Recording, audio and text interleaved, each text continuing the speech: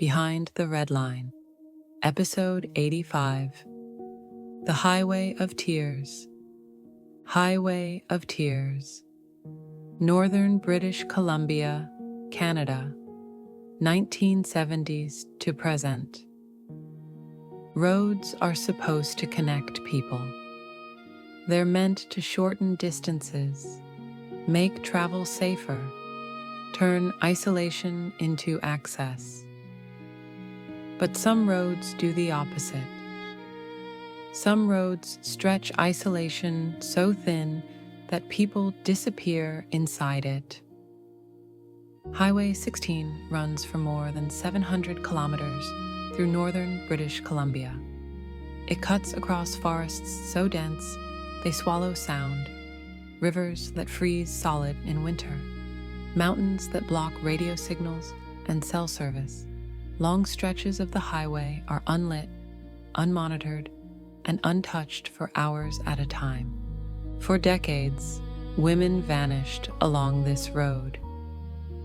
Not all at once. Not loudly. Not in ways that triggered immediate alarm. They disappeared between towns, between rides, between moments where help should have existed but didn't. This road did not become dangerous overnight. It learned how.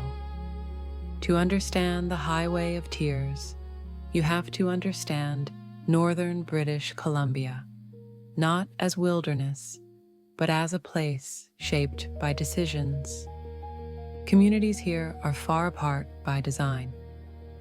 Indigenous nations were pushed onto reserves away from economic centers. Industries came and went, leaving unemployment behind.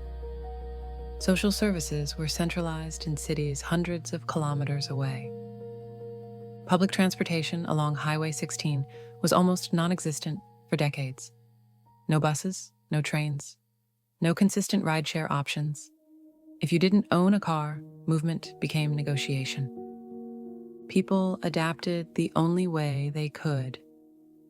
They hitchhiked. This was not recklessness. It was survival. Teenagers hitchhiked to school. Women hitchhiked to jobs. Mothers hitchhiked to medical appointments. The road became routine, and routine is where danger hides best. By the 1970s, families were already noticing something was wrong. Girls went missing traveling distances that should have taken minutes. Women vanished on familiar routes. Some bodies were found far from where they were last seen. Police treated each disappearance as separate. A runaway, a misunderstanding, a woman choosing to leave. There was no public warning, no acknowledgement of pattern. Because to name a pattern would require admitting that the road itself was unsafe, and that the state had built nothing to protect the people forced to use it. The majority of women and girls connected to the Highway of Tears were Indigenous. This is not incidental. Indigenous communities in Canada have lived under the long shadow of colonial violence. Land theft, forced relocation, residential schools, child apprehension, and systemic poverty. These forces fractured families and stripped generations of economic stability. Many women along Highway 16 lived with limited choices. Some were students, some were mothers, some were trying to escape abusive homes. Some were involved in survival sex work. Survival sex is not a profession chosen freely. It is what happens when shelter, food, and safety are conditional. When social systems fail, bodies become currency. That vulnerability was visible. Predators notice visible vulnerability. For women involved in sex work along Highway 16, danger was constant and layered. Clients were often transient: truck drivers, seasonal workers, men passing through who left no trace. Meetings happened in remote pull-offs, logging roads, or motel rooms far from witnesses. Reporting violence meant risking arrest, harassment, or losing what little stability existed. Many women learned early that police were not protection. They were another risk. When sex trade workers disappeared, authorities often assumed mobility. She moved on. She changed towns. She chose this life. These assumptions killed urgency. Urgency saves lives.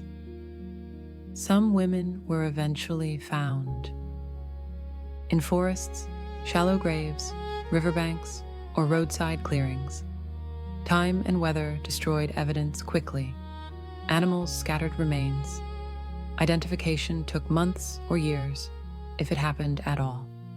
Others were never found. Families searched on their own.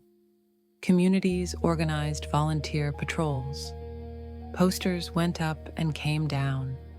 Names faded from headlines.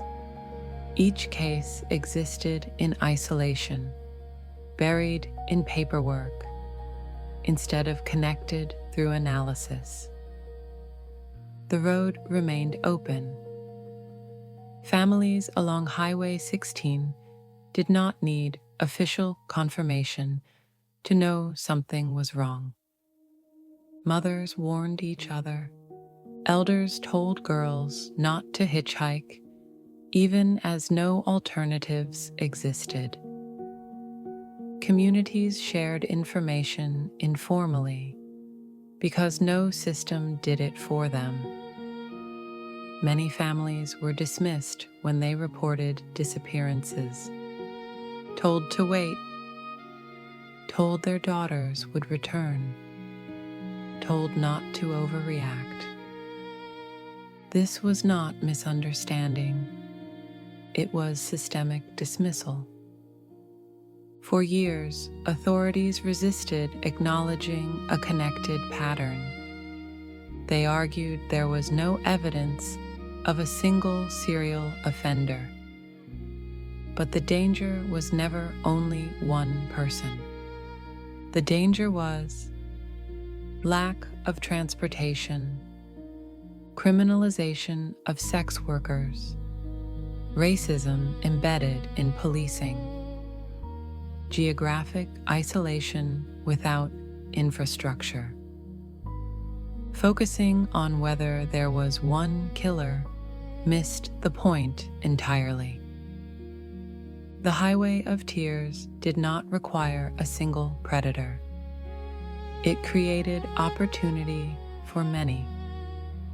Only after decades of pressure did governments begin to respond. Public inquiries were launched. Reports were written. Recommendations were made, many of which families had been asking for since the 1980s. Transportation services were proposed. Funding was discussed. By then, dozens were gone. Acknowledgement came after loss. The Highway of Tears still exists. Poverty still exists. Sex trade vulnerability still exists. Colonial harm still exists. As long as women are forced to choose between isolation and danger, the road remains lethal.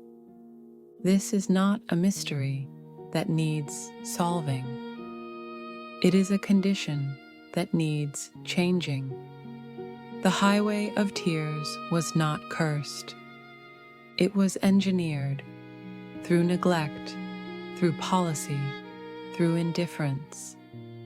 Every disappearance was a warning. Every warning was ignored. Behind the Red Line exists to say this clearly. These women were not lost. They were taken by a system that made disappearance predictable. Until safety is built into the land itself, the road will keep its name.